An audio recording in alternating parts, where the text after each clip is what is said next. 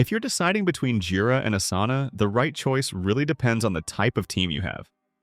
Both are big names in project management, but they're designed with different priorities in mind. Asana is known for its clean, easy-to-use interface.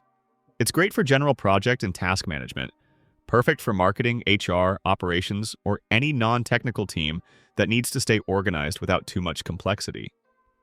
You get boards, timelines, task lists, and solid integrations with tools like Slack, Gmail, and Zoom. Jira, on the other hand, was built from the ground up for software teams and agile workflows. It's much more than just a task manager. It's a development-focused platform that handles sprint planning, issue tracking, bug management, and release tracking with ease. Its integrations lean heavily toward developer tools like GitHub, Bitbucket, Figma, and Confluence. When it comes to features and flexibility, Jira offers advanced workflow automation, detailed reporting, custom permissions, and the scalability to go from small dev teams to large enterprises.